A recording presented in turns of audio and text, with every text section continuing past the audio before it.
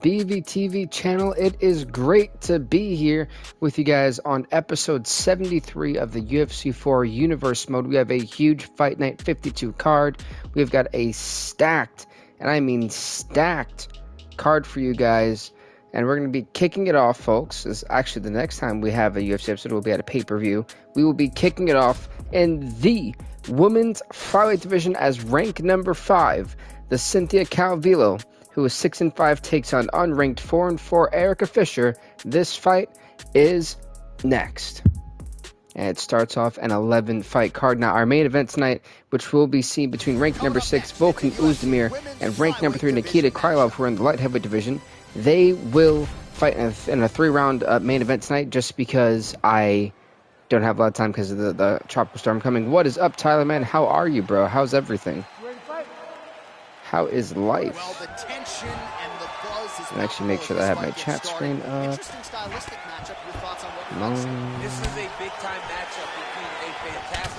So it is honestly great to be back. Hey, what is up, Liam and the Sweaty Poggers? How are you, man? Welcome, welcome. It's gone all right. Hey, that's good. Honestly, like, I've been in such a cram the last 2 weeks, like, even today. Oh my god, Calvillo getting rocked early. Holy heck. I mean, Erica Fisher just laid on a massive assault early on. It absolutely popped the jaw of Cynthia Calvillo. But I was really in a massive, like, rush to get this, because I didn't realize that there was a tropical storm coming my way tomorrow.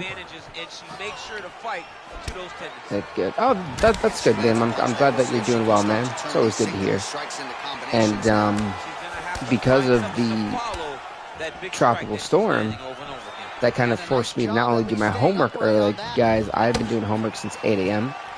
And I wanted to... Oh, my God. That was a beautiful two-piece. And down went Erica Fisher. She got up quickly, but she still rocked. Shoot, you're not doing it. My back is killing me. Oh, dude, I feel that. Like, I've literally just been sitting here just doing nothing but work all day. Like, I'm beat for the most part. But I was like, let me get my UFC one done, and then around 10:30 p.m. Eastern time, I want to try to stream SmackDown vs. Raw 2007, so that way I can get you guys that as well, because I don't know, with the way it's looking, the tropical storm is coming directly into where I live in Florida, and I live in the middle of, like, nowhere, so if power goes out, it's going out for a while. And so I want to make sure I got you guys at least these 2 weekly content things. For the most part, I haven't been able to really make any Fight Night content that I wanted, or Evil Dead content, just because I've been so busy with work, school, my company. Fun fact, for those of you who don't know, my UPW show is coming up January 22nd in Ocala, Florida, so come check that out. And at the Urban Pro Wrestling YouTube channel, which should be on my feature channels page, I hope. Should probably actually have all the records and stuff for the UFC stuff. So I apologize about not announcing when I was going to stream. Like, I normally try to announce that ahead of time. I literally saw the tropical storm, like, warning today at like 6 p.m. So I was, like, scrambling to get everything I had to get done. Oh my god, let me say, that was rough. I don't think I've ever had to scramble that fast. And then next week, assuming that there is, like, I can stream and everything, we're going to be doing the UFC 281 pay-per-view. So we're going right into a pay-per-view, because I want to make sure that I have a very big end-of-the-year December pay-per-view card. I have your notification. Hey, thank you, man. I appreciate that, Tyler. I appreciate you, bro. So I'm just very glad that I was able to stream today, and I want to make sure I can try to stream next week as well. I want to stay ahead of my content. I also want to stay ahead of my homework too, that way I can constantly do the work. So I have that there. I'm trying to make sure I have everything. Like, low-key, I streamed with nothing prepared, and I'm like, oh no, this is not good, not at all. Is that girl real? Oh, which one? Erica Fisher's not real. She was a creative fighter I've had since the beginning, because, like, for some reason, and the UFC games have done this for a while, is that like they'll make a division, right, and they'll have like 7 fighters or like 9 fighters, and you can't do much with that. Like the men's flyweight division had like no real flyweights, had like 6, 7 flyweights. So like you can't make a division like out of this. But look at this. There's an arm triangle. It's been applied here. This is not good. If you are Erica Fisher, but she's doing a great job. Uh-oh. As long as Calvillo can fight, not like that. She's in a very bad way. She could soon be forced to tap out. This is not good for Erica Fisher. She's in trouble. Oh, no. She might be tapping out. No, she gets out. Well done. The one on the right looks like Shaka Khan. The one on the right. This is awkward to tell who's on the right. You mean the one in the... do you mean Erica Fisher in the red trunks or Cynthia Calvillo in the white? That she has such a great Speaking about wrestling, did anyone see freaking what had happened on Crown Jewel? Like, I normally don't watch those events, but I heard Logan Paul put on a spectacle. Oh, she's really using her reach advantage to great effect here tonight. Lands the punch. Red trunks. Oh no. Honestly, the inspiration for this character is more like Hot Mess Express. In this second round, it took her a while to find her range. She's in a strong striking rhythm now. I mean, look at the... I didn't watch it. Oh man, I heard that like Logan Paul was like phenomenal, and that he actually had a great match with Roman Reigns, which was pretty shocking. Nice punch lands over the top. But, you know, the one thing I will say about Logan Paul, that dude, no matter what he's done, he has at least in like sports, man, he has really done a phenomenal job. I'm liking this fight, man. These two fighters have gone blow to blow. It was great. Goldberg was there? What the hell did Goldberg do? Big kick. 10 minutes in the books. Wow, this has been a pretty good fight. Round number 1, in my opinion, does go to Erica Fisher tonight, but round number 2, I want to say Cynthia Calvillo for sure. Another strike to the body there. Very smart to work that body late in the fight when her opponent is fatigued. Just one fight, and we're going to round number 3. She is certainly getting after it now. Nice punch lands over the top. Oh, that was a nasty knee to the face. Nice leg kick by him there, DC. She disguises it really well. With uppercut, no, never mind.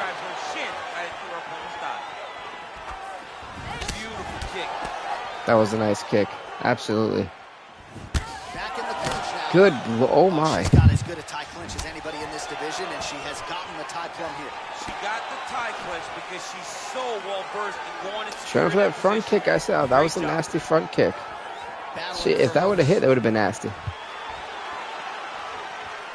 You know, both of these, athletes, both of these fighters, when they've tested each other's chin countless of times, you got to think, what is it going to take for one of them to crack? High volume of strikes here, really just like she did in the previous round, and she does not seem to be slowing down at all. Ooh, what a punch. Liver kick. Well, I mean, both of them caught themselves right in like, oh, beautiful judo hip toss. Amazing takedown. That was a phenomenal judo hip toss. I'm absolutely impressed.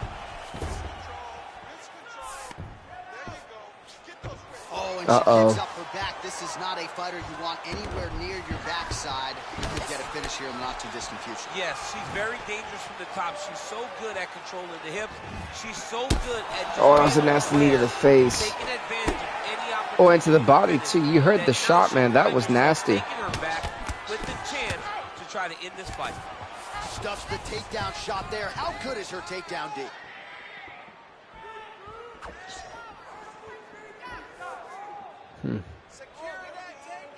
A minute 45 left, and now they're kind of just standing there. They're taking their time. So much power.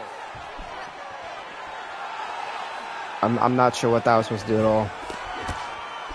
It looked like from right there she hit wind, and the game was like, nope, she's going to have a weird reaction to this. Oh, it dropped her.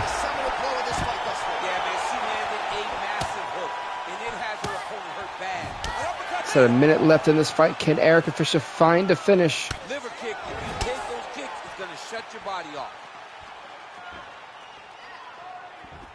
All right, so the fighters are in the clinch again. Nice knee to the body. Just watching these situations. It's exhausting. This is a position where you are constantly draining at the gas tank. Oh, they're just trading uppercuts, man. This is what I'm talking about. This is some nasty stuff. Ooh.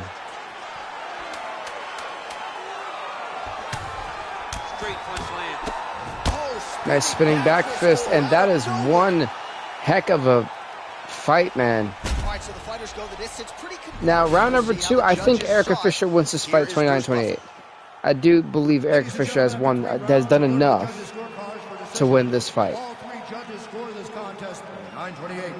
Declaring the winner by unanimous decision. Erica Fisher gets the job done and knocks off ranked number 5 Cynthia Calvillo by a unanimous decision victory, 29-28. Congrats to the Hot Mess Express, Erica Fisher, on a big win. She is now 5-4, and she puts Cynthia Calvillo to 6-6.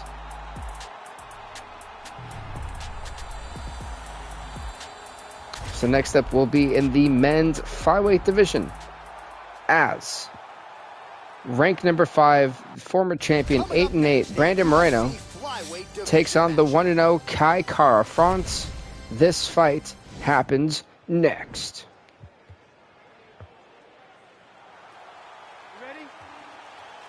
You ready? Fight! Yves Levine is our official for this fight. Moreno in the green trunks, France in the white trunks. And we're gonna get it kicked off early. Both guys kind of rushing toward each other. Meanwhile, I've actually got a oh wow, I cannot speak English all of a sudden. I have actually, is this AI versus AI? The highest level of MMA on display tonight. It's on legendary difficulty, and it is AI versus AI, good sir. It's a simulation-based universe mode. Look at him chopping the wood. You know, honestly, the one thing I will say, and what we've seen that's been impressive with Kai Kara France in the last fight, finished it early. I think it was, what was it, a first round knockout? He basically took apart Tim Elliott in fast fashion, too. So I'm kind of looking for the same here against Brandon Moreno. He came out early just like this, was very aggressive, and rocked and roll. Brandon Moreno trying to corner him, going for a single leg takedown, gets stuffed. That was a nice elbow to the side. He keeps going for that kick, and it just looks like that's going to catch him eventually. And what I mean by that, he's going to kick and get kicked. How many times have we seen someone do a kick where they have to turn their body away from their opponent and get absolutely knocked out because of it? The number one person I can think of is Derek Lewis when he knocked out, oh, who was it? Oh, my God, that's a nice shot. Can't remember the guy's name. That was actually kind of funny. I'm actually update the last fight, so I got to do all this. That's why I bring my computer over here. Let's see, Calvillo, though, takes the L. Honestly, I thought Cynthia Calvillo would have made quick work of Erica Fisher. I'm a bit surprised by the decision victory she got. But I respect the game. Oh, wow, those leg kicks are already taking effect. Punches blocked. There's a nice kick into the calf there. Not calf, but the thigh. Try to establish that jab.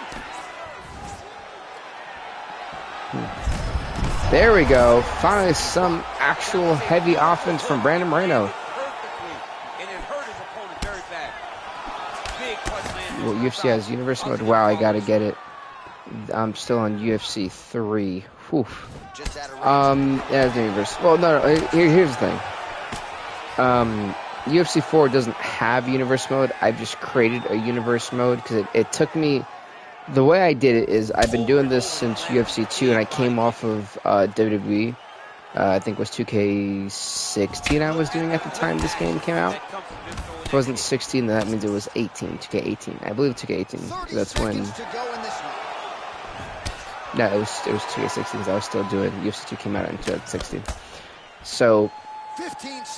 what I did was I had taken the way WWE's Universe Mode was, and I put it into the UFC games. Now, at the time when I first started, it wasn't as extensive with the win and loss records, but over time, a lot of these fighters that are in this game have been around since UFC 2 back in 2016, and they have amassed large records to where You know, some guys are 8-5. Connor's like 26 and like 4, I think. So, you know, when you get large, you know, when you've done this since 2016, and I've used UFC 3 as well, and now UFC 4, I mean, episode 73 we're on now. So it just was easy to create a big universe with all their records, and I went back and I watched all of the fighters and from every episode that I did, and that's how I calculated their records. And so because of that, I was able to build these records, make my own ranking systems, and make it, you know, feel authentic to where guys are truly fighting for the top prize. And that's what has really made this universe mode, and then we just keep adding on to it every time we stream. And I've honestly enjoyed 70. This is the second longest series that I've actually had. For those of you who have been here for a while, you guys know my 2K16 episode was 140 plus episodes. And then the former second one was the 50 episodes of UFC 2. So this was now the second longest was 73 and counting. So I've been able to make a big thing using the create events mode, and that's how I was able to build such a huge universe mode like type of thing. So I'm hoping you've played WWE, so you've seen that. My God, what a shot! That dropped Brandon Moreno temporarily, but he's back up on his feet. But no, that's kind of how I actually was able to build that. Hopefully that makes sense. Hopefully. Because that's why every time I do this, like, I make the fight cards and all this extra stuff. I've got to remove her from there with her F1. Goes upstairs for an elbow. Like right now, Erica Fisher's 5-4. She may be a custom fighter, but she's fought 9 times. Cynthia Calvillo was 6-5, now 6-6. She hasn't had the best run of luck. And that payback for Brandon Moreno. He absolutely rocked Kai Kara France. It dropped him, and again, he got up quickly. Oh, big left. So he's really starting to put together some significant body. But the one thing I will say, folks, those of you guys who have been here for a while, the women's fighter division has produced some of the best creative fighters ever to be in this series. Like, Mila Wineland's been around since UFC 3. She really came into her own in UFC 4. And now Rose Escudero being the women's flyweight champion. So, you know, there's been so many fighters that have came up through their divisions. And then Alex King's another one who has been a 2-division champion, flyweight champion multiple times for a long time, bantamweight champion for a long time. And, you know, you don't know what's next for those two, as, you know, Mila Wine did just lose her women's flyweight title on Alex King. We haven't seen him in a while. And we've got 2 new additions coming in soon after the pay-per-view. That won the Dana White Contendership Series episode. So a couple more debuts coming in. Questions on when will Mila Wineland return, when will Conor return, and when will Alex King return, all in due time, hopefully, to find out. Because for a while, Conor was welterweight champion, beat Gilbert Burns for the belt, defended the belt against him later on. I was pretty impressed with how a lot of how many title reigns Conor's had too. 3-division champion, lightweight, featherweight, and welterweight. So that's nuts to me. Just misses without. Ronda Rousey looking indestructible right now in the women's bantamweight division. And he landed the right hand there.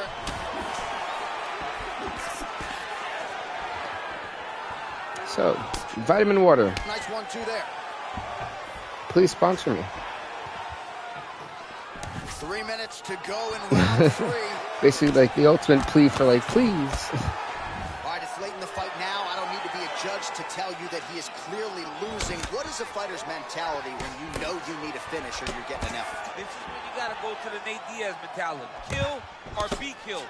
So both these fighters, wow, I've like just like show with it. My goodness, but both of these fighters, man, have done one hell of a job. They put on one heck of a show. They've gone full gear the entire time, full throttle. Picked up the pace and landing far more strikes than he did in previous rounds. Moreno gets caught with that punch. Don't be afraid to get that head off the center line.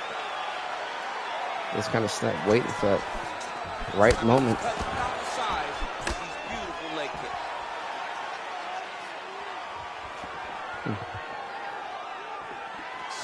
So a minute and 30 seconds left in this fight. Both fighters feel that sense of urgency. Just misses with a left hook there.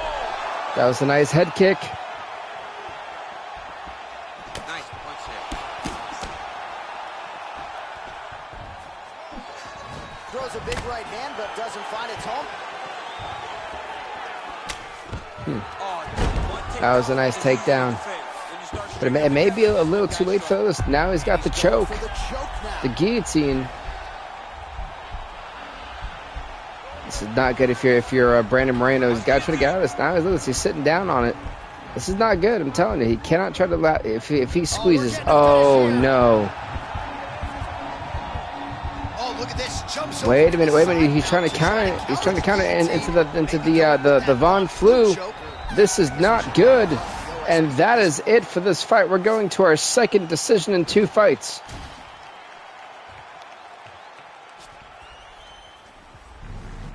The official decision is in. It resides with Bruce Buffer. Ladies and gentlemen, after 3 rounds, we go to the judges' scorecards for a decision. The judges score the contest 30-27. 30-27, okay. 29-28. 29-28, okay. The winner by unanimous decision,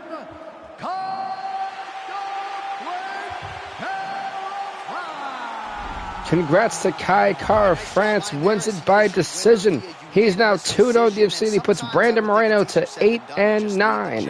Let's go on to the next fight of the night.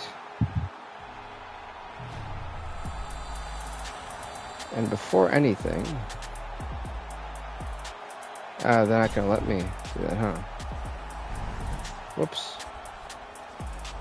Gotta make sure these fights are actually. Well, how do I exit this thing? There we go. Did not want to press that button. I do want to see one thing. The fight statistics. How was it? Stunned, wobbled. Total strikes 210. Wow. 80, 76, 54. The judge won 30, 27, 29, 28, 29, 28. Wow. Okay. I'm intrigued about it. So the fight statistics for the judges. How did they see it? 29. Oh, that was unanimous. All right. Every time I see the judges' scores, I always try to make sure I get a look at what they were viewing. All right, coming up next, it's a women's bantamweight Women's bantamweight fight, folks, as the unranked 6-5 Ketlin Vera takes on ranked number 4, the 13-12 Holly Holm. This Dan Murgulato, our official. There we go, 3 rounds if need be. No, that goes on with action updates. We updated that. Moreno no longer up there. And now that she starts to carry herself that way, maybe she actually can realize a UFC title. Beautiful leg kick cross. Vieira gets in the clinch here early in the fight. No surprise here. Big kick land. Apologies if I am that takedown attempt without issue. Slightly quiet. Just want to make sure that I Body shot now, but it's turned back by Vieira. have everything under control. Cool. Everyone has been updated. Just missing on the uppercut there. Meanwhile, someone's been better. Rock him, sock him out of the shoot here. Oh, nice jab there by Holly Holm.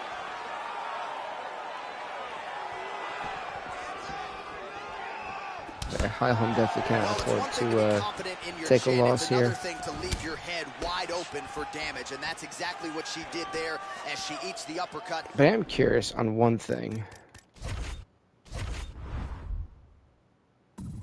It never tells me for it. Son of a gun. She circles out and tries to prevent any further damage here.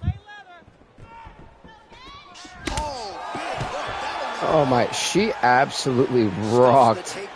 Oh my God, she rocked Holly Holm. And how Holly was able to kind of recover and not, you know, go down, that was nuts. Combination there by Vieira. Mixes it up nicely in terms of staying heavy and also staying active. You can really limit the mobility of your opponent with those leg kicks. Nice strike. That was a nasty. Oh, look at those stiff shots. For Holly Holm.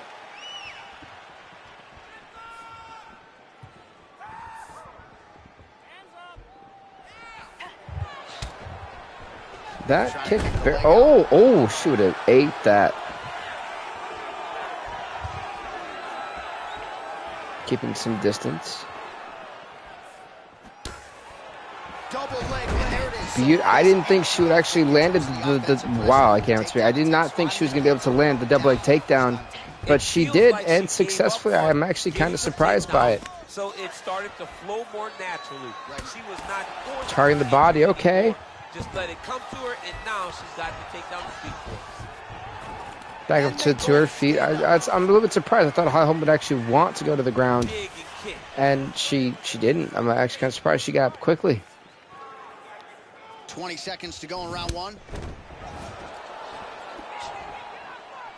Well, she's got a good front kick and certainly put it to good use there. She really understands space management, and she uses that front kick as if she's doing a jab. Second round, straight ahead. All right, DC, here we go with our next round of one was very interesting, to say the least. I do believe that Ketlin Vieira would win that one due to the amount of action that was there. This type of success, and she landed a takedown. She will take it over and over again, and at a point, she's going to sit on something so heavy that she's going to hope to close the show. Nice punch land. We're in the Prudential Center for this event. But starting to show some obvious signs of swelling. So 31 total strikes have connected for Holly Holm. And DC pretty accurate as well, landing at a 54% connection rate thus far against Ketlin Vieira. Big leg kick land.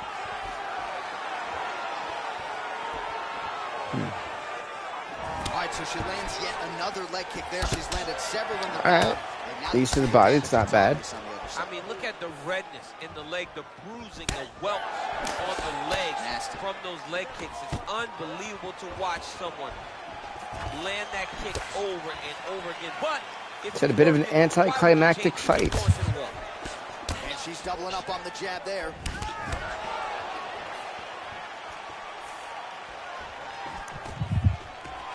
Oh, stuffs the takedown without issue. Nice knee to the body. Just reached the midway point of the fight. Left hand punch to the plate. She got rocked. Well, she has certainly picked up the pace here in round two and starting to find herself in the pocket a little bit. She was a little bit hesitant in round one. Ooh, that leg just froze up. Oh, that's nasty.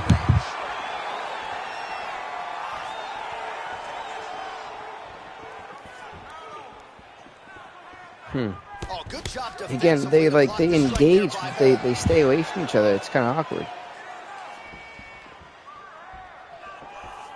Nice body kick. Missing that kick wildly. It was good night if that landed. Again, it's big shot lands. I'm surprised Holly Holm hasn't really gone for any takedowns, like at all.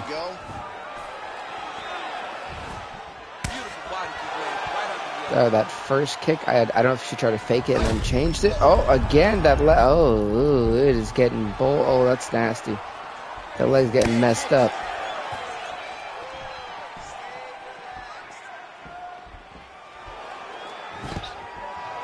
Stuffs the takedown, no problem. Good stuff, takedown. Again. Knee to the face. And the bye, we're going to round three. All right, that's the end of round number two. All right, DC, here we go with our next round, and shout out to the Diaz brothers and everybody watching in the 209 because it looked like the Diaz sister there in that previous round. A lot of volume, a lot of accuracy on this. She took that same. That was a nice 2-3 piece. I think that's a 3-piece combo. What is up, JC, man? How are you? I will put my welcome. over and over again. I'm not going to hit you hard every time, but I'm going to keep touching you until eventually you're going to felt. It was actually kind of great defense too. Just unable to oh my God, that was like 6-7 punches dead to the face of Holly Holm. She has to react. She has to go chase the finish. Let's go. It's a warning. I'm here for Russo's big co-main event. Yeah, I'm actually excited for that fight. Oh, and down went Ketlin Vieira. at least staying upright on that. Damn, oh. She is such a diverse striker that big strike landed, and it looks like she's going to. Where was this the last 2 rounds? So she holds on to her heel, not doing too much, really just looking to recover. Some nasty knees to the body and the face, might I add. Well, hitting on 1 out of every 2, landing with 50%. Got a nice takedown. Single leg too. North-south position, going back to the same. Just that was kind of foolish. High-level grappling can really be I was trying to go for an arm. Oh, she gives up her back here. So a case of pick your poison, and now she's going to have to work hard defensively to prevent the finish. Well, she's got to protect her neck. That's the first thing. She's got to really be aware. There you go, hammer away and then grab the arm. If her opponents get anywhere near her neck, she needs to really defend. Attack the top hand. The top hand is the choke hand. Make sure that top hand is always so far it's Holly Holm. See, ooh, Holly Holm recognized it. Okay, good job, Holly. Start to work to try to get to your base and get back to your feet. Her ground and pound is downright scary. In constant pursuit of the finish, might get it. She does a really good job of throwing punches with intent. Ideally, once I finish this, if it does end at like a decent time, 10:30, 11 o'clock, I would like to stream SmackDown vs. Raw 2007. Oops, she got the arm. It's going to be very interesting to see what she does with this arm bar. She's got 40 seconds to try to really do something with it. Can she get a last-second tap out? She's got 30 seconds to do so. Can she get the tap? She's got to apply that arm bar deep. She has not been able to. 15 seconds. Can she get that arm bar? And can Holly Holm hang on for dear life? She's got 5 seconds. Can Holly Holm hang on? And Holly Holm hangs on for dear life at the last second. Can you imagine she had a couple more seconds? Holm probably would have tapped. All right, so the women go the distance here. The official Holm was this close to tapping out. Oh my goodness. Let's see what the judges score it. 3 rounds, we go to the judges' scorecards for a decision. All 3 judges scored this contest with 9:28. 9:28, okay. The winner by unanimous decision, Holly the Preacher's Doctor. Holly Holm survives almost tapping out at the last second for a unanimous decision victory. Holm survives and beats Caitlin Vieira. A huge win. She is 14-12 in the UFC. She puts Caitlin Vieira to 6-6.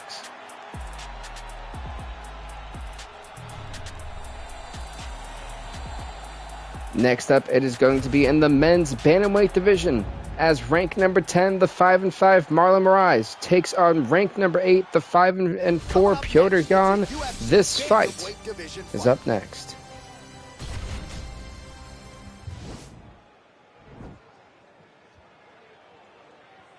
Yves Levine, the official. Round 1 is upon us between 2 of the best fighters in this division. Hard to find anything resembling. That was a nice spinning back fist.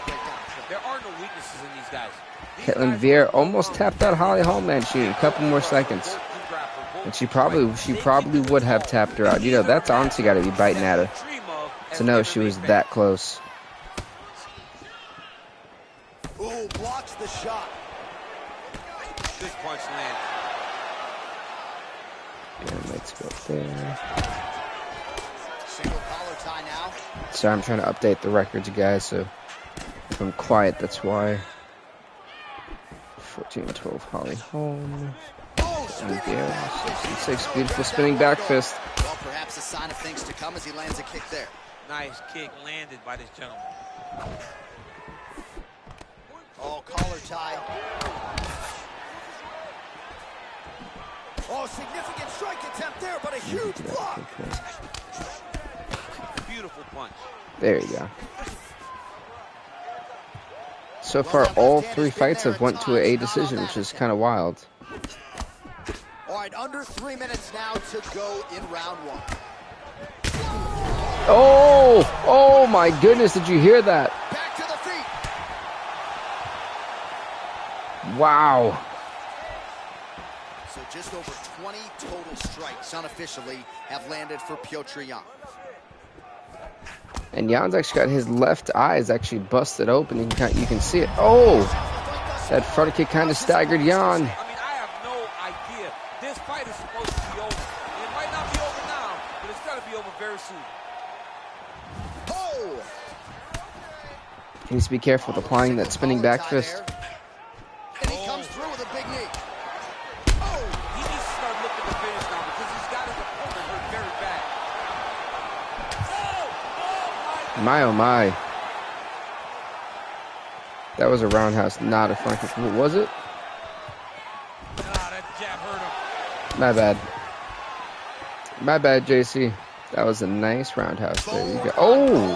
As the head kick lands flush. He better get those hands up or he's going to put him How did he move his body to lift it up that way? It was from such an awkward angle.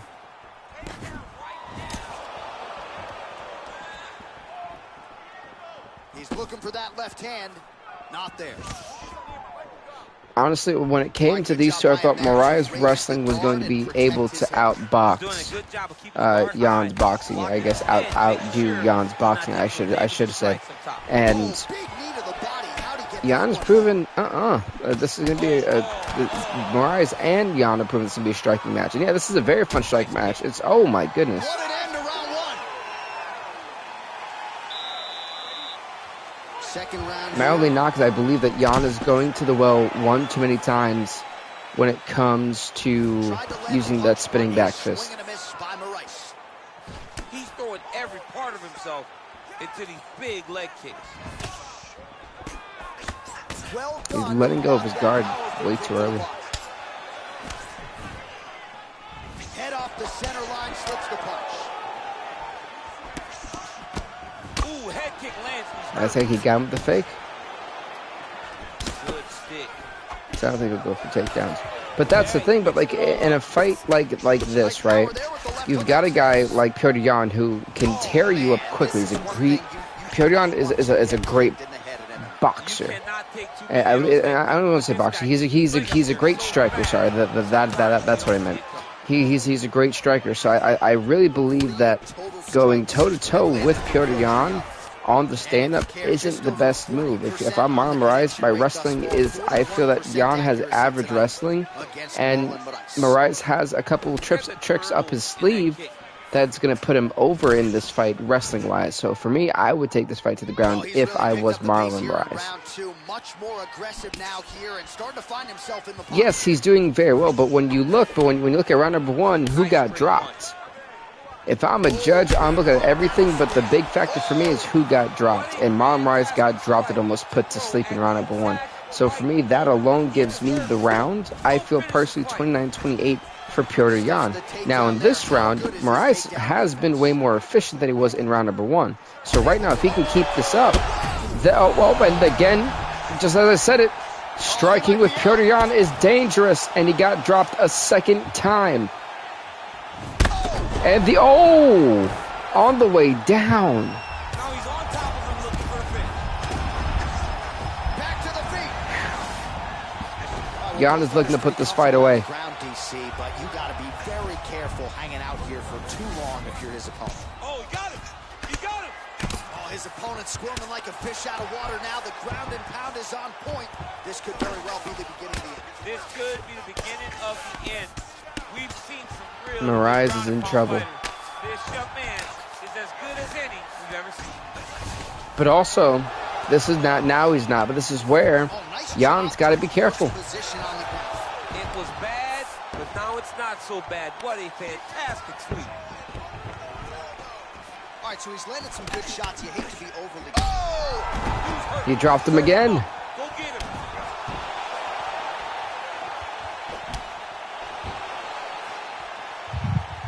Final seconds here.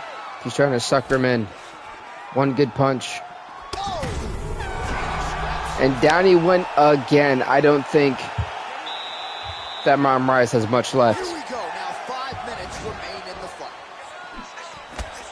Oh, that's a beautiful kick right there. I don't know if you've ever been kicked by a mule. Probably feels something like that. It has to. This guy is landing this kick with so much force. Again, uppercut staggered him. He's hurt bad, John. He's got to press him. He's got to go chase that finish down. Oh, straight right.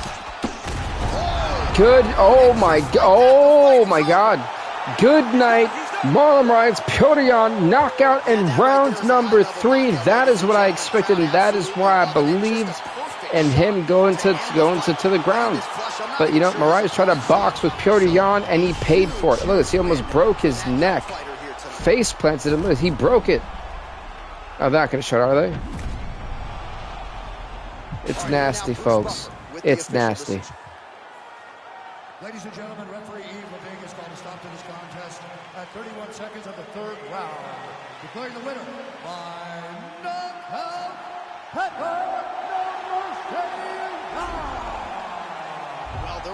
Congrats on Petr Yan winning this fight. 6-4 he knocks off Marlon Moraes from the top 10. Moraes now 5-6. Big win, big knockout, first knockout of the night, and a big win for Petr Yan. Next up, folks, will be in the heavyweight division, as rank number 10, the 6-5 Alexander Volkov takes on rank number 8, former champion, the 16-8 Francis Ngannou.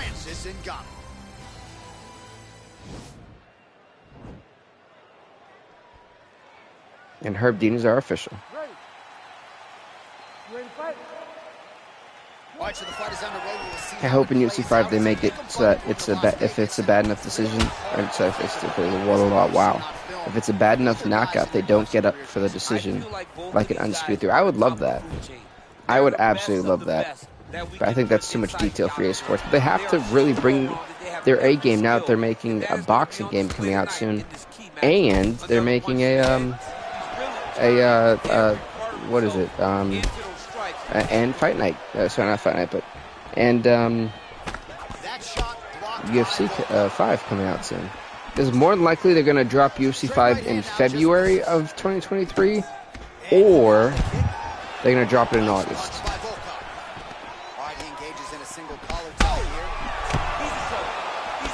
Ngannou is absolutely wrecking the jaw of Volkov. Let's not forget he has the power of a Ford Mustang. Back and forth we go. JL, man, I want Izzy to win bad. I think he'll beat Alex Pereira. Like, here's the real deal. When it comes to Alex Pereira, I genuinely don't. I love when my chat screen just glitches like that. That's great.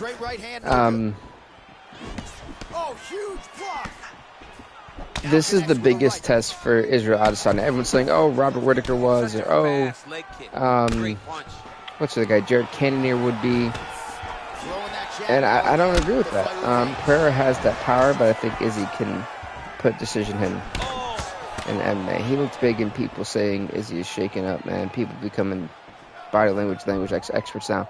The thing is, if you look back at Pereira versus Adesanya before the UFC, Adesanya was winning that fight. But then again, the best way I can compare that fight would be Kamaru Usman getting knocked out by Leon Edwards back at the last pay-per-view, where Usman was winning that fight and then one lucky shot and he went down. So, you know, I think that's the difference. I think Izzy doesn't have the mental advantage though. No, I completely disagree. Why does he not have the mental advantage? Just because he got knocked out doesn't mean he doesn't have the mental advantage. One fight he already admitted he legitimately lost. The other fight he was winning and got caught. And again, I can compare it to Leon Edwards and Kamaru Usman, because Usman was winning the later rounds of that fight, made one mistake, ducked too low, and got caught. If you know this guy can knock you out, you aren't going to be as confident. That's a lie, because Michael Bisping got knocked out by virtually everybody almost, and lost his goddamn eye to Vitor Belfort, and still was talking all the mess in the world.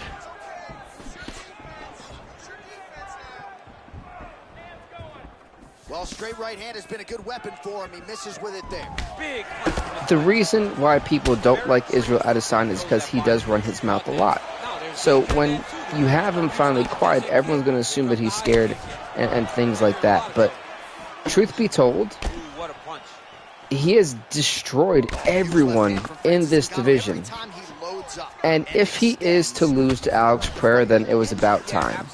Because for one reason, there's always one person that, you know, is better than someone. Always one. For Daniel Cormier, it was John Jones.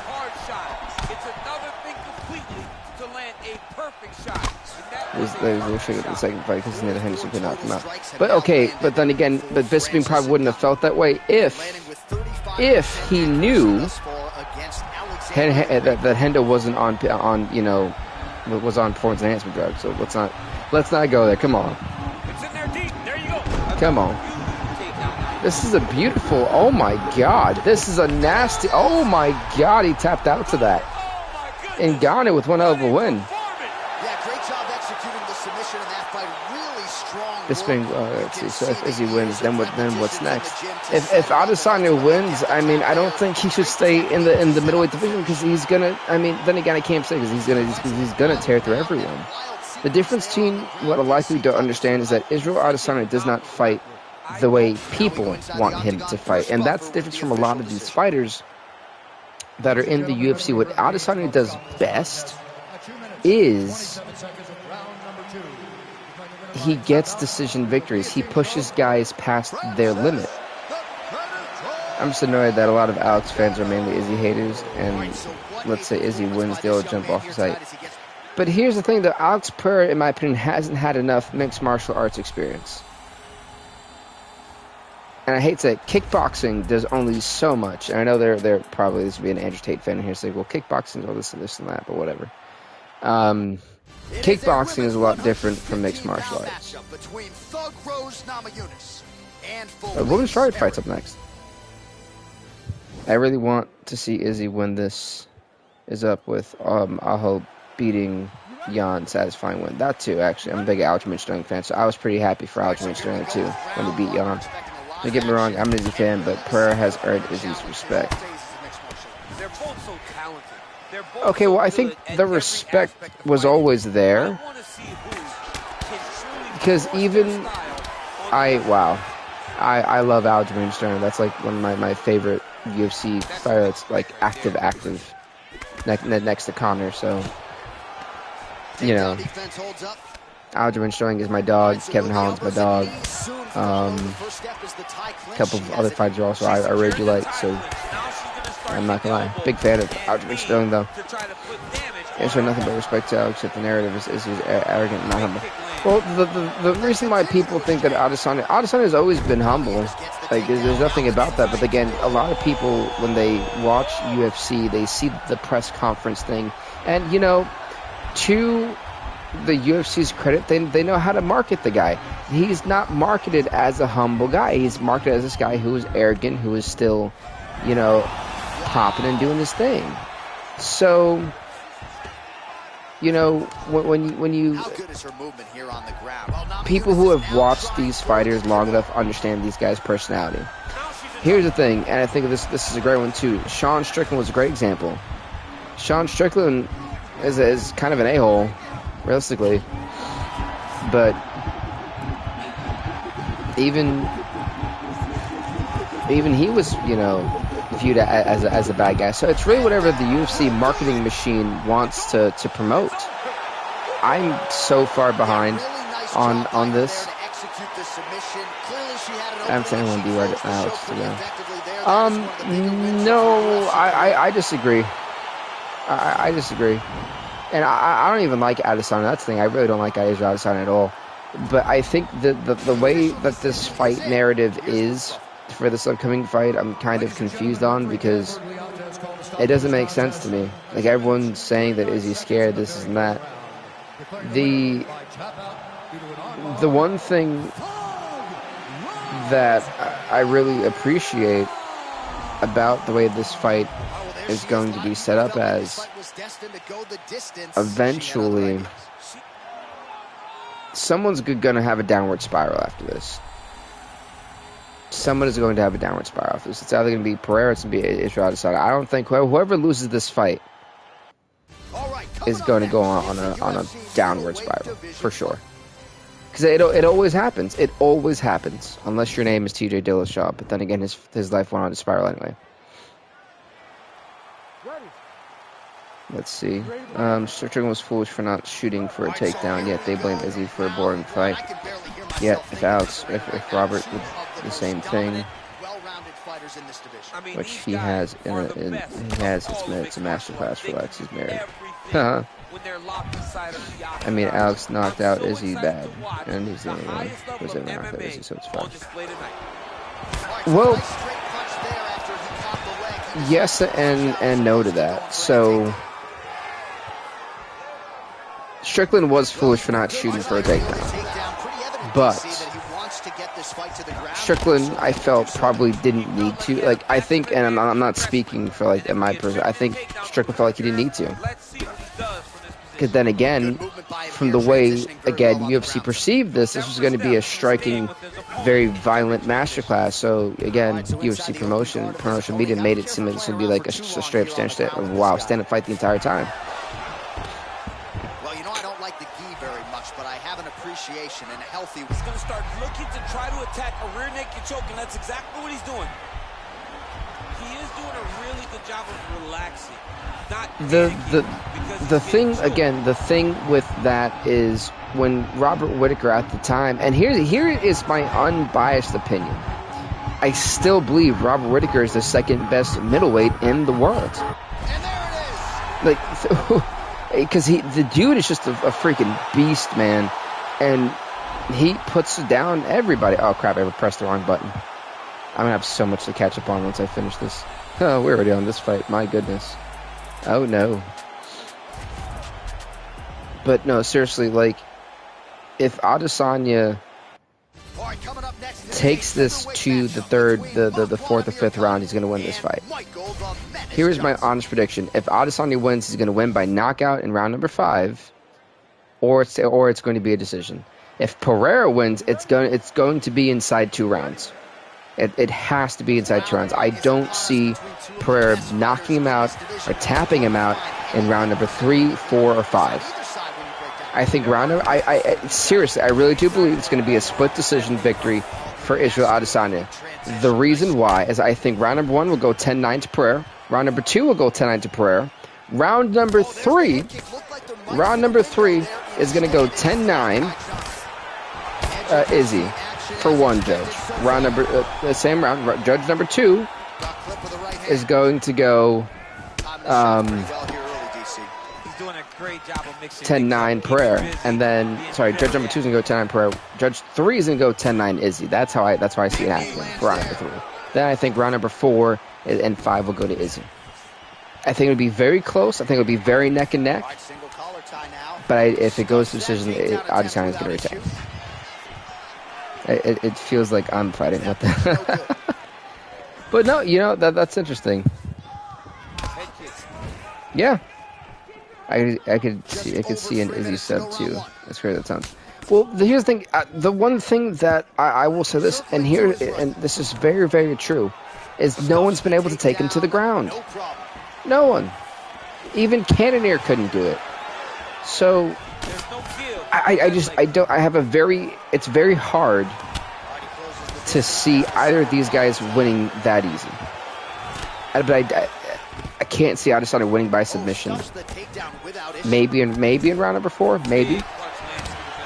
But not after round number 5. Not after round number 5. No. Not after round number 4. Sorry.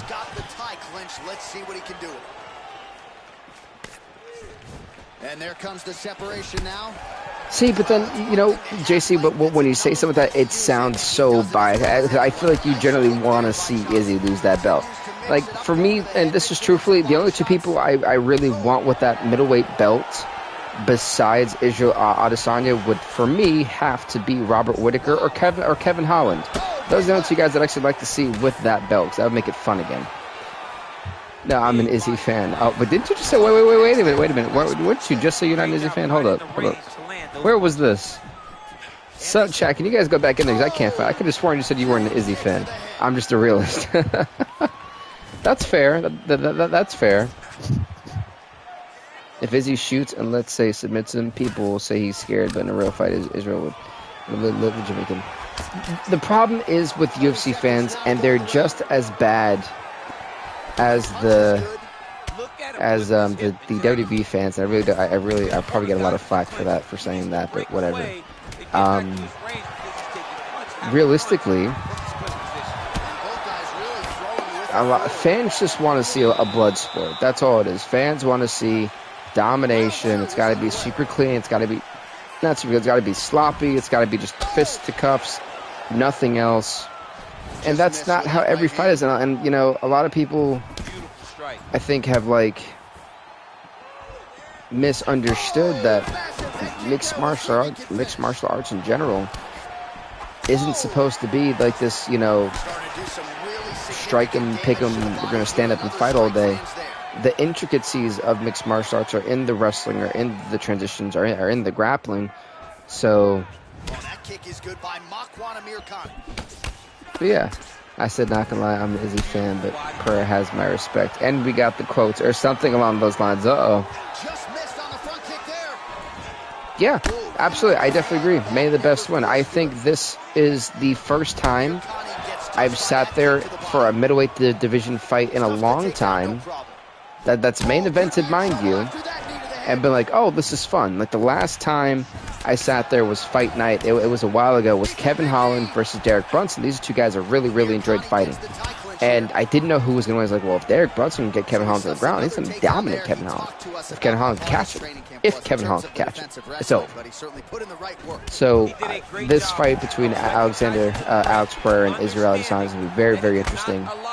And if Israel Adesanya is smart, he sticks to the game plan, time management, tire him out, then go do what you got to do. I just want Izzy to win tomorrow so my weekend could be smooth. I feel that. You see, when Charles lost, he didn't get a lot of flack. But where did that one go? When Izzy wins. Wow, that one didn't even pop on the screen yet. I didn't even read all that. It's not good, no. Usually Izzy doesn't get hit, but I think Pereira will hit him and drop him bad, and it will look like it's about to be over, but Izzy will survive the decision. Hey, that's very possible, and you know what? How many times have we seen something like that? You know, that's the one thing that that is a narrative that's played out quite a bit. We do assume Alex will get drops. Question mark. I think I would love, in a very comical way, to see both of them knock each other out. That would be, for me, that would be kind of funny. I'd be like, oh my. Like, I can easily see me just laughing my butt off because of that. No, I think it's just, so Jason, you're saying that Pereira's not going to get dropped at all? Wow. That's interesting. That's a very bold prediction. Very bold prediction. Okay. I'm here for it. Meanwhile, the featherweights are fighting. I'm just looking like, oh, I've got to do all this other stuff. Alex looked sloppy in the Silva fight. The Strickland fight meant F all. He walked forward. No respect. And Alex has been KO'd. That's true. And again, I think a lot of thing too is a lot of people are forgetting that I would love to see a rear naked choke by Izzy. I don't see a rear naked choke happen, but Michael Johnson, my goodness. I think Alex looks good in the Silva fight. I don't know about that one. Michael Johnson absolutely wrecking Marco Americano. My God. That might be some bias from you. Uh-oh. We got calls for biases.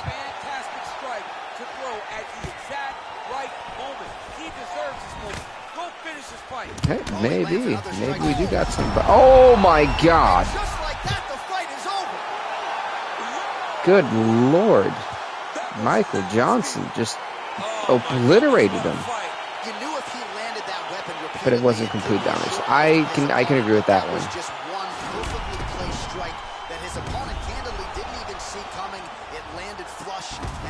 Good as they God, say, he got is history. rocked. Big knockout win for him here tonight.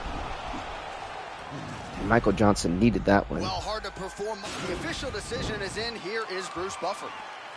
Well, and I think that's like the only knock truly to him is that he hasn't had that many mixed martial art fights. So it's you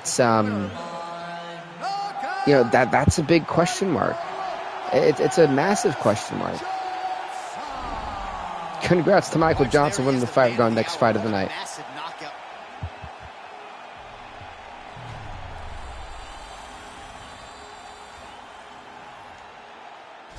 Cool. Welterweights, Li Jianlang, 2-1. Rank number 8 takes on rank number 5, the 8-7 Darren Till. What's up next? Coming up next, a UFC welterweight division match. There is a reason Marvin didn't fight Alex, yet Israel fought in his third fight. Interesting point. Anderson Silva was a former M1 champion. That is also correct. Two of the most dominant, well-rounded fighters in this division. I mean, these guys are the best of all of mixed martial arts. You know, if I'm quiet, I'm trying to find something specific here. John Lineker is not I'm playing. so excited to watch the Will be highest now. level of MMA on display tonight. Lands a big right hand early. Oh, straight right. What a punch. Alex needed a good ranked opponent. Sean was it, but he cannot be too confident. Well, perhaps a sign of I'm here for that one. I think that's a very... But you know what, though? I feel like confidence is key. Yes, because Alex versus Israel is the big money fight. They didn't want to risk it against Marvin, who was a bad matchup for Alex. If Israel is up 4-0, he should... Costa? Oh, oh, that's messed up. Oh, that is messed up.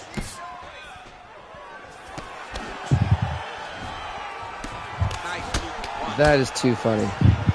Oh, he should coast. I thought you meant literally the Paulo Costa. I was like, you are messed up for that one. Some nice back and forth action here. The only thing you could have said that would to equal that would have been the Yoel Romero. I have a horrible sense of humor, clearly. Nice defense there. Huge block. Oh, beautifully placed in time kick there by Darren. That's right. Rose Namajunas did beat, what's her name? So 9-8 Rose Namajunas. Sorry, I'm trying to catch up on this stuff. Because I didn't realize how far behind I was. And they separate.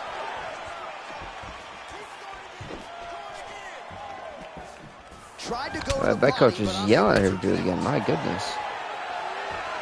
That's how you really feel, my dude. But honestly, now I feel that UFC 280, I believe. That's what they're at now. Kind of funny how no one says Kevin Holland is a weight bully, yet has a longer reach than Izzy in the welterweight. Huh. I mean, you know, the unfortunate part with Kevin Holland, in all seriousness, is he's got no wrestling like defense at all. Like he's got the personality and everything, but he has like zero. And I mean this in like the nicest way possible. Like I said, I'm also Kevin Holland, but he's got zero takedown defense. Takedown it sucks when he kind of sucks for my boy Bilal winning. 15 seconds remain in the round. Real quick leg. Yeah, I could see that. The middleweights are too big for him. 5 minutes in the books. I wouldn't say that they're too big for him. I think it's a matter of how he, structures his body. Like, it's all comes down to just because Israel didn't show us offensive wrestling doesn't mean he can't wrestle. That is true. That is true. Takes control as we go into the second round. I said the fight that I was eventually hoping for was going to be Jones versus Adesanya, but I don't think we're getting that anytime soon. I would also like to see John Jones versus Francis Ngannou, just to see Ngannou knock him out. That I don't feel like we're going to get that one either. My hopes and dreams. Hey, whatever happened to Stipe Miocic? Did he ever retire? Does anyone know? John Jones is a horrible matchup for Izzy. In what way? And now he's got that tight clinch. Muay Thai plum. And don't say everybody. They're like, you know, you might be right, but still. Knee to the body. Switching stances here. Get the record right. Whiffs on the straight right hand. And they separate. 4, 5, and 6. Perfect. Knee to the midsection there. I've done the father weapons. If Yan outfought Izzy, Jones can do the same exact thing. That's true. Jones would beat Israel. Well, he was a little bit And Izzy's not going to stop to stoop down to fight Jones. He needs to work on himself. That's fair. Jones can do everything Yan can do, but better. That is true. I can't even argue with that one. Nice slip there. It sounds simple, right? Hit and don't get hit, but this guy's defense has been sharp. Cat and mouse. You got to play cat and mouse. Hit, don't get hit. He does a great job of I that. hadn't done that one. Can't take many of those. You better check. Right on the button. Honestly, what a historic comeback for Rose, like non-Eunice in this series. Like, on a serious note, she's doing great. I swear Jones acts like a teenager. That too, but I mean also a guy who punches his wife and thinks it's funny to call her a punching bag. I mean, I don't expect much else from a guy like that. Well, not as debilitating leg. Oh! Good Lord, Lee Jin-Lee getting rocked.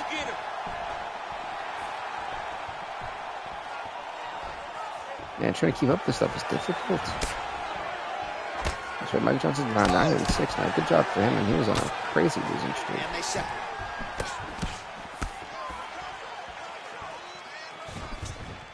I mean, look at the commitment to kicking. Oh, poor Mark 1, 4-4. Poor guy. Well, he's been pretty accurate tonight. He's landed some significant strikes, but his corner's looking for him to mix it up a little bit more and just throw. Even if you separate the personal life from Jones, he still popped for drugs and steroids multiple times. That is true, but oh my God, he absolutely rocked them. Darren Till just knocked the hell out of Lee Jin-Lee. My God. And Darren Till needed that one desperately, too. Good night.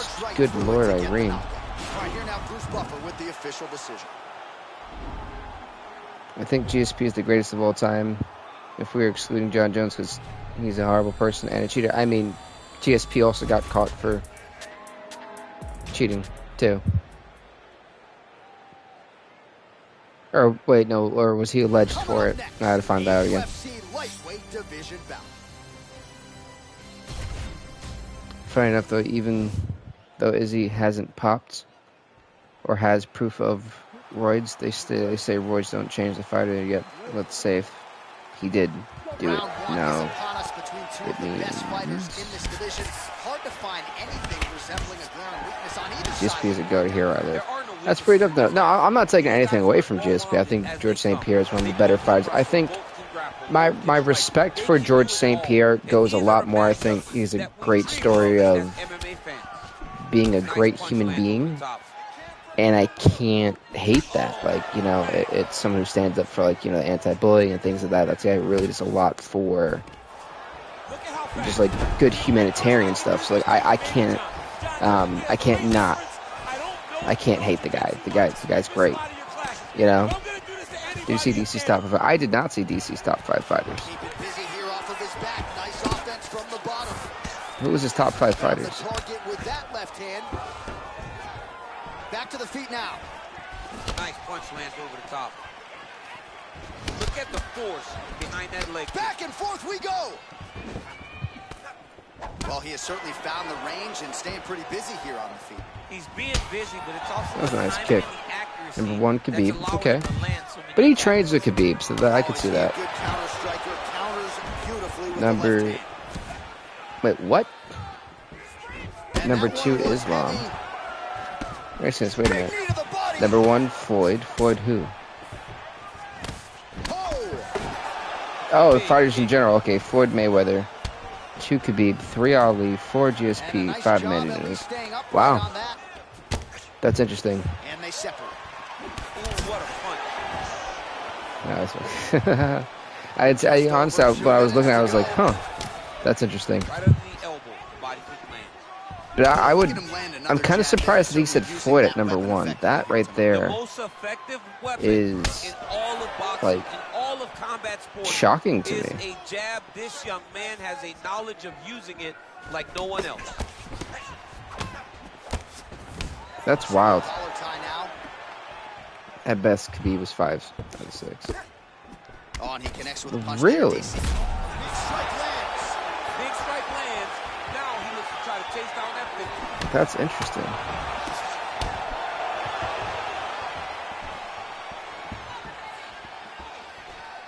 Let's see here. Sorry, I'm trying to like look at this heavyweight Winston Downer versus whatchamacallit. Alright. Oh, that right hand is on. Yeah, Volkov actually got rocked that fight. And he caught the kick. We'll see what he can do with it. Oh! Cool. I've updated most of the records, or at least all of the ones, which is perfect. Now the rankings. Woohoo! Alright, so he postures up here and now figures to rain down some ground Yeah, strikes. this band rate is ground and pound will be correct. aplenty from this position. Oh, that's perfect. And that is it for that round. My goodness. I think Floyd is the best boxer of all time. Skill as I disagree. I absolutely disagree with you. He should stay the course. He's so Like, I'm not that educated. well versed in boxing. And I know that's a lie. Interford, how can you put Floyd or Muhammad Ali in an MMA fight against Aljamain Sterling would smoke both of them? Well, he has landed some good shots, DC, I'm saying in a fight like boxing fight, right? Like flat out boxing. If you were to put Floyd Mayweather and Muhammad Ali, let's say that Floyd was able to actually bulk up, right? Let's just say he was able to bulk up, right? I'm still picking Muhammad Ali 10 out of 10 times. Like, oh, nice job by him there to slip that offer. you know, like I just see that like Ali in his prime. Just misses with the left hook. Boxing is worse. Never have the top guys. So he's really starting to put together some significant But I mean, body shots I don't feel like size has anything to do with it because you've had, nicely done as he gets the double leg takedown. you know, with this whole emergence of a different style of boxing. Now you've got smaller guys who are, you know, sitting there at some very big weights. So I don't see the size being a problem. I think it's, if anything, the size should be a slower factor, which would help out Floyd Mayweather. And now he's in a lot of danger. He's got to grab that head or he's going to get blasted. Yeah, but I think what DC meant by that was more so like, This guy, you don't want to mess around for too long. All right, side control now. We'll see if he can advance position. if you actually watch all these fights, he was good for the time, but against guys of today, he doesn't match up too well. But you know what, though? That right there is a blanketed statement that could be used in every sport. Like, if I go to 1960, right, and this is, yeah, I'm bringing basketball, you know, it's a bit different. But that's like saying, hey, the guy on the NBA logo, Jerry West, couldn't play in today's NBA. Or that's also like saying, hey, the LeBron James of today couldn't play in Michael Jordan's era. So Great punch landed with so much power. I just disagree. But then I could say, this is a great example.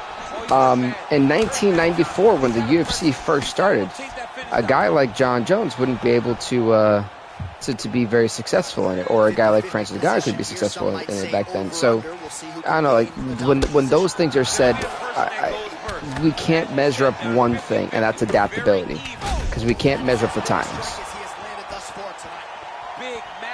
But I think in terms of adaptability, I think Ali would have adapted perfectly to today's style. That was the guy who adapted to every single fighter he went against, regardless of the time.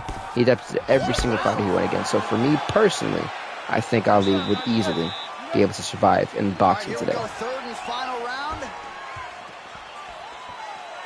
Paddy Pimblett versus Prime BJ Penn. I don't think Paddy Pimblett stands a chance. And it's no knock to Paddy Pimblett, but I mean, come on now, that is a one-sided beatdown.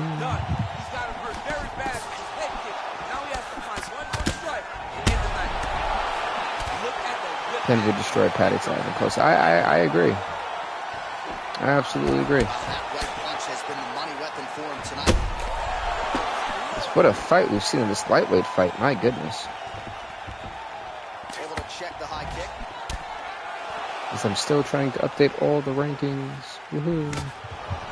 Straight punch lands. stuffs the takedown there. How good is his takedown attempt? That was a nice takedown. That's something that's going to give him confidence moving forward in this fight. A lot of confidence when it happens that Paddy's easily. BJ is the best in lightweight history. That's interesting. What now will stop him Was that by from some going like? over and Okay, over? it was a post. Where was the post on? So I'm wondering who made that post. Under 3 minutes now to go in the fight. Oh, the ground and pound. So I got some questions, comments, and concerns. The opponent better move out of harm's way, or the referee's going to stop this. He better start to move, and when his opponent starts to posture, he needs to put his feet on the hip, push him away to try to escape this very, It's probably very some dangerous 9-year-old. position. Oh no. Well, anytime you are in a ground fighting situation with this fight, It's like when I see posts like that, I'm always kind of skeptical. I'm like, oh, okay, interesting. I saw it on Reddit before his. Okay, on Reddit before his yeah, no, I can't take that one as.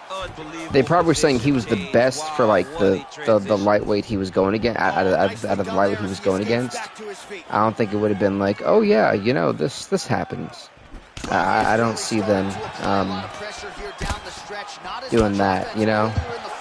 He is making up for lost time now. Look at him whip his hip into that kick. 'Cause it's a very bold Almost statement to make. the straight left, but that's a miss. Good night, Diego Sanchez. My God. Antonio Russo with a big victory Not sure if that's the way he drew it up, but a huge result for him here tonight. over Gets the win by Diego knockout. Sanchez. That's about as good a one-strike finish as we've seen here in the UFC in recent memory. I'm not even sure the opponent saw it. Now, they showed a picture saying it's on par with Charles and could give BJ Penn a run for his money. That's interesting. I don't I can't completely agree with that one. The official decision. I don't know why. That one to me is awkward. At 4 minutes, 5 seconds of round number 3. Declaring the winner by Out. So the celebration is on with him and his team, and rightfully so. Congrats to Antonio Russo winning the fight. We're going to the main event. Russo's 3-0. Yeah, that was a big victory for Antonio Russo. Fans' delusions. That's true. Coming up next, it's a UFC light heavyweight division collision. Uzdemir versus Kralek said this was a 3-round main event just because I have to somehow try to cook lasagna and stream SmackDown vs. Raw 2007 tonight. So I've got a pretty hefty thing. So give me some time. I'll probably have to stream that at 2000 at 11. I mean, these guys are the best. Vulcan always looks sad, man. When isn't Vulcan sad? That's like that's the only thing Vulcan Uzdemir knows how to do is kind of be sad at this point. Poor guy. That poor dude. It's so sad, but it's so true. Oh, collar tie. Well, perhaps a sign of things to come as he lands a kick there. Nice kick landed by this time. Just updating all these rankings. Big kick lands.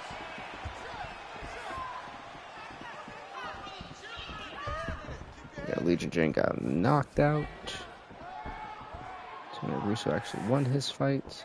Oh, lands a stiff punch there. Nice connection. Oh, nice land. He gets to his spot, the tiger. Then he starts to let the Dang, he got that was not. I know that one hurt. Like the way like when those shots be popping off, I'd be like, ooh. Left hand just out of range. Massive head kick. Dotson, you're complaining that he's not getting a title shot. Last time I checked, he won via an injury. He should have fought Arnold, not Josh. And if Yari declines, then Arnold versus Josh Emmett. Spinning back fist. Well, no, Yair Rodriguez, let's not forget, he lost to Max Holloway earlier this year. Right hand upstairs. And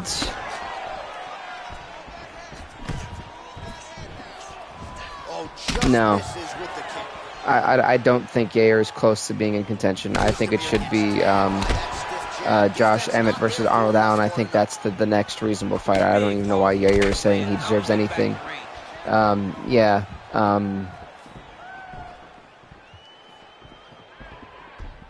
You know, Josh Emmett versus Arnold Allen is the only possible fight for me personally that I think is acceptable. for that. Anyone who's a Yair Rodriguez fan, I apologize, but I'm going to call a spade and say your boy is out of his mind.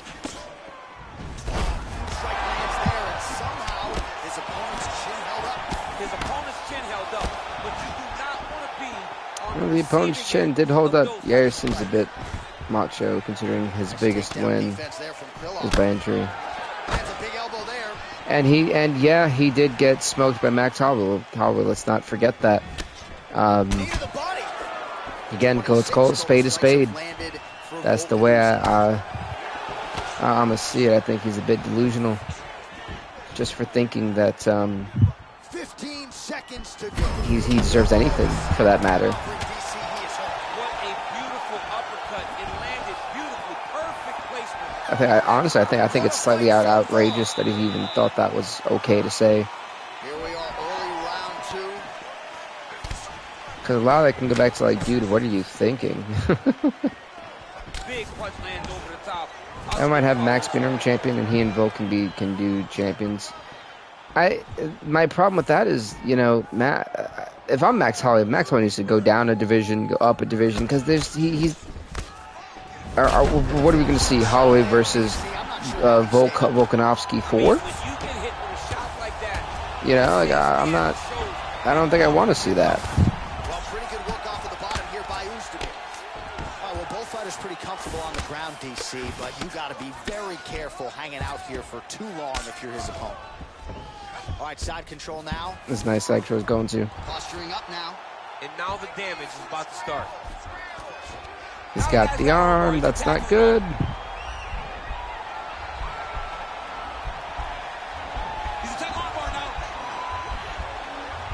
Yeah, that is a nasty arm, but this is not looking good for Volkan Oezdemir, who's been known to tap out. Now he falls back into the finishing position. Yeah, this is not good for Volkan at all.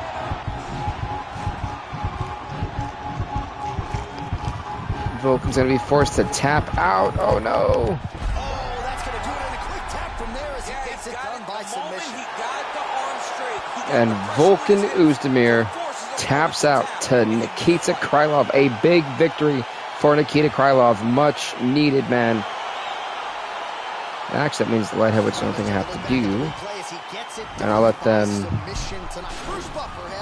give that intro. Ladies and gentlemen, referee Herb Dean is going to stop to this contest at 2 minutes, 17 seconds of round number 2. Declaring the winner by tap out, Nikita.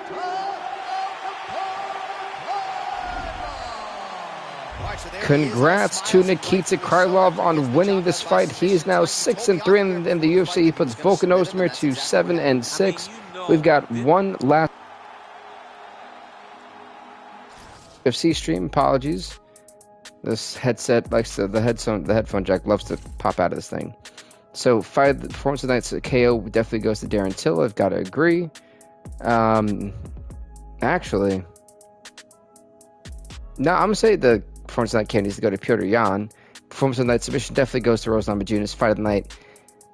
Fight of the night should have gone to Russo versus Sanchez, or Johnson versus Amirkhani. So with that being said, you guys, we will see you next week for some UFC content. I will have SmackDown versus Raw 2007 streaming later tonight. Thank you guys again so much for watching. Please leave a like, leave a comment, subscribe to BVTV. We'll see you next time. Peace out, everybody. Kamzat versus Robert. Maybe in the future, maybe. Never know. Stay off the look, everyone.